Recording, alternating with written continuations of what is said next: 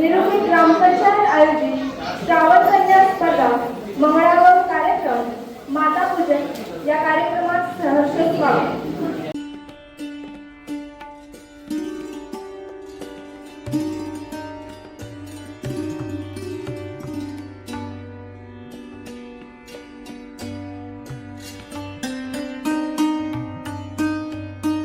जय देवी मंगळा गौरी, जय देवी मंगळा गौरी, सुवासिन मी तुला पूजिते. जय देवी मंगळा गौरी. ज्यांच्या आगमनाने कार्यक्रमाची शोभा वाढते, ज्यांच्या उपस्थितीने उत्सवाला नवी ऊर्जा मिळते आणि ज्यांच्या मार्गदर्शनाने आपल्या वाटचालीला नवी दिशा मिळते, अशा मान्यवरांचे स्वागत.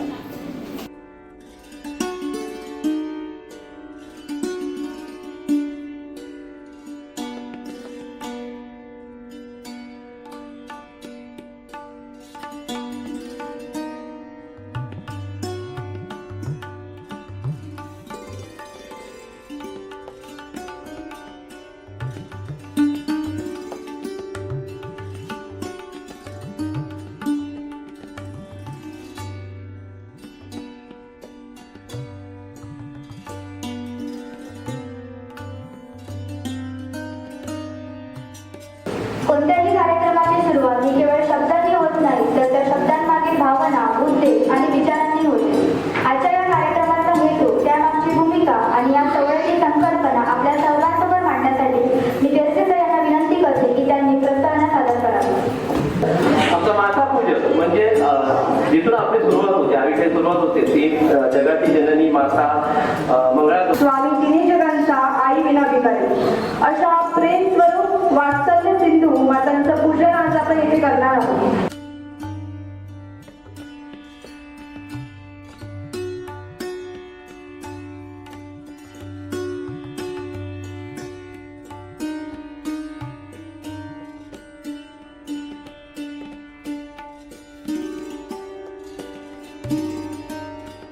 श्रावण कन्या स्पर्धेला आता सुरुवात होत आहे. नमस्कार, माझे नाव दुर्वा गणेश बोरकर. मी इयत्ता 8वी शिकत आहे. माझ्या शाळेचे नाव एन डी कुलकर्णी विद्या मंदिर पांगड आहे. माझी रेश्मा, आय एम फ्रॉम टिगर्स. बोलावा विठ्ठल, पाहावा विठ्ठल, ऐकावा विठ्ठल, जीवे भावी. नमस्कार, माझे नाव गायत्री आणि नमस्कार, माझे नाव यशस्वी सुधीर सावंत. मी 11वी शिवाजी इंग्लिश स्कूल तंदूर चिटा या कॉलेजमध्ये शिकतो. नमस्कार, माझे नाव नवीन मी वेदिका अर्व तांबड. मी चिपळूणची आहे आणि मी आता 11वी सायन्स आहे. तंदूर चिटा या कॉलेजमध्ये शिकते. नमस्कार, माझे नाव रिद्धी प्रसाद देसे.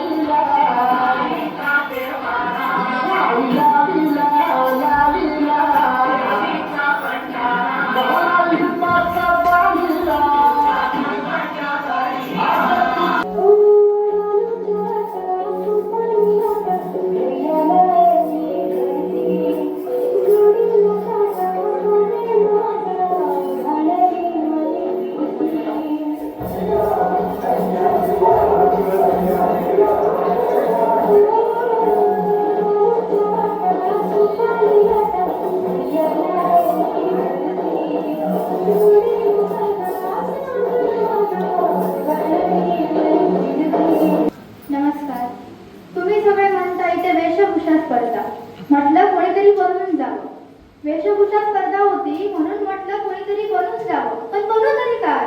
जिजाऊ बनू की राणी लक्ष्मीबाई बनू? अहो पण त्या महिलाच होत्या ना. इथे आले म्हणाले करू तरी का? सगळ्या एवढ्या नटून थटून आल्या, मला भीती वाटायला लागली. पण त्याच दिवशी माझ्या घरी बचत गटाची मीटिंग होती. त्यात महिला आल्या, त्यांच्यात एक गोष्ट घडली. 3-4 महिला असा उभ्या राहिल्या आणि ते म्हणतात कसं, आता एवढं सगळं झालं तर सगळ्यांनी मिळून फिरायला जाऊया. त्यातली एक महिला कशी म्हणते माहितीये? नाही बाय, मी या बहिणींका विचारल्याशिवाय काही यावचंही नाही. अहो तुम्ही महिला आहात, संविधान बनवले डॉक्टर बाबासाहेब आंबेडकरांनी, त्यात तुम्हाला एवढे त्यांनी बनवून दिले, पण तुम्ही काय करता? महिलांना आज किती मान दिला जातो. अगदी पुरुष जरी पुढे असेल तरी पुरुषाच्या पुढे चालणारी सुद्धा महिलाच असते.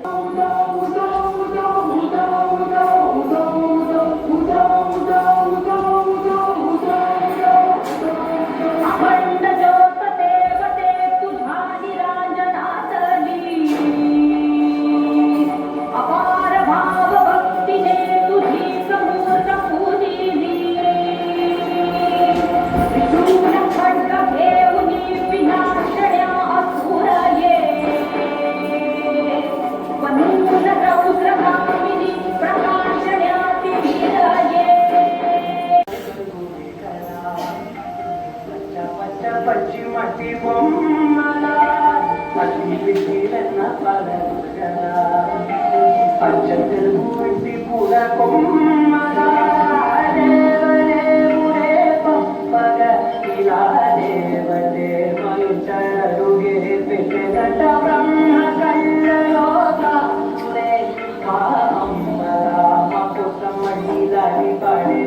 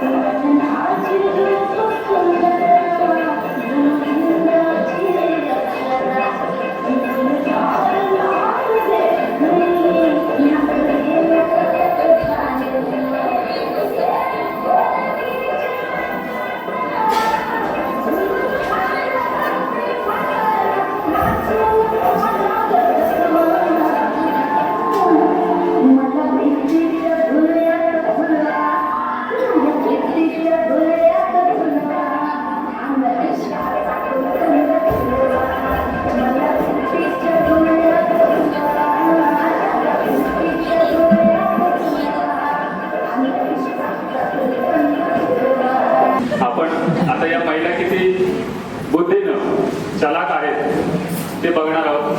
प्रश्न सगळ्यात सोपे आहे, अजिबात घाबरायचं नाही. समजलं काय? सगळ्यात सोपे प्रश्न आहेत. प्रश्न वाचल्यानंतर तुम्हाला लगेच उत्तर द्यायचं आणि जे समर्पक उत्तर असेल ते परीक्षकांकडून ग्राह्य धरलं जाणार आहे. लक्षात आलं का? अगदी जनरल प्रश्न आहे, त्यामुळे कोणतंही टेन्शन घेऊ नका. समजलं काय? नाहीतर हे आणि पुरुष आमच्या नादी आले आणि काहीतरी लावतो की काय कामाला, असं काहीतरी मनात आणू नका. त्यामुळे बी रिलॅक्स. ओके, आपल्याला वेळ कमी असल्यामुळे आपण जलद गतीनं स्पर्धा घेऊया. माझ्याकडची स्पर्धा आहे, जो प्रकार आहे तो प्रश्न मंजुषा. 2 फेऱ्या होणार आहेत. एक प्रश्न समजा कुठे अडकवला तर दुसऱ्यामध्ये तुम्हाला संधी देणार आहे. समजलं काय? भविष्यात यशस्वी व्हायचं आहे ना, मग कोणतं तरी करिअर तुम्ही ठरवलं असणार आहे ज्यामध्ये तुम्हाला पुढे जाऊन मोठं व्हायचं आहे, बरोबर ना? मग त्यासाठी तुम्ही आतापासून कोणती तयारी करताय? मी आतापासून खूप अभ्यास करेन. समजा तुम्हाला जिल्हाधिकारी यांची मुलाखत घ्यायची संधी मिळाली तर असे कोणते प्रश्न विचाराल त्यांना? जर खरंच मला जिल्हाधिकाऱ्यांची मुलाखत घ्यायची जर वेळ आली तर मी नक्कीच त्यांना विचारेन की अशा कोणत्या गोष्टी आहेत ज्या जिल्ह्यातील लोकांसाठी मी करू शकतो. तरी उशिरापर्यंत मोबाईल वापरणे ज्यामुळे मेंदू आणि झोपेवर काय परिणाम होतात त्याच्यापासून वाचण्यासाठी तुम्ही काय उपाय सुचवाल? मोबाईल हे एक व्यसन लागलेलं आहे सध्याच्या पिढीला आणि मोबाईलचे रात्रीच्या टाईममध्ये जेव्हा आपण मोबाईल बघतो त्यावेळी काळोख असतो साईडने, तर तेव्हा ते ब्लू रेज असतात ते आपल्या डोळ्यासाठी खूप हानिकारक असतात. तुमच्या वयाच्या मुलीनं स्वतःचं बँक खातं का उघडावं आणि त्यासाठी पैसे कसे वाचवावे, काय उपाय सांगाल तुम्ही? पहिली गोष्ट म्हणजे आता सर जसे बोलले तसे आर्थिक परिस्थिती आमचे तरी प्रॉब्लेम आहे.